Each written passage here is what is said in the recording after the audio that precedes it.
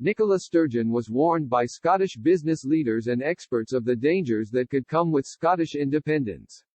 The SNP's momentum continues to grow as support for Scottish independence persists in recent polling. A Savanta Com-Res, Scotsman poll released this month had support for secession at 51%, while a no vote had just 38%. Polling in the latter half of 2020 consistently put a yes vote above 50%, even as high as 58% in one survey. Nevertheless, with Brexit and the coronavirus pandemic causing big shifts for the UK's economy, the debate over how an independent Scotland would fare on the fiscal side of things continues. In 2017, various business leaders and experts offered their thoughts on how the country would get on. Richard S. Grossman, professor of economics at Wesleyan University in Connecticut, and a visiting scholar at Harvard, wondered where the money would come from. He also doubted whether the EU would help Nicola Sturgeon and co. as much as some Scottish nationalists believe.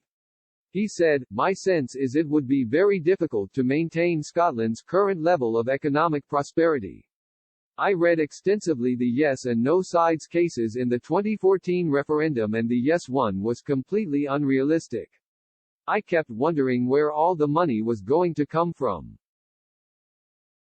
I don't think money will come from Brussels if Scotland joins the EU.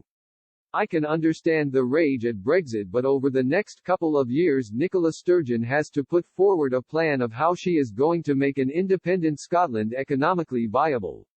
Scotland has a lot going for it, technology, oil, a highly educated population and so on, but she still has to have a plan about issues like currency and cross-border trade."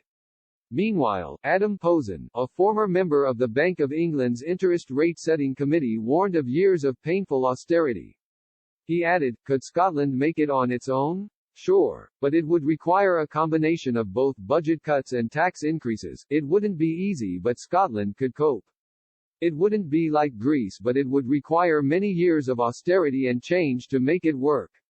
However, Tax Research UK's Richard Murphy told the Daily Record that Scotland should take on the euro, and could succeed outside of the Union. He said, "I do see it is possible for Scotland to stand as an independent state. I don't pretend it would be without difficulty, but, bluntly, I don't see any country in Europe that won't be facing difficulties soon." Belgian MEP Philippe Lamberts told Express.co.uk that Scotland could definitely join the EU.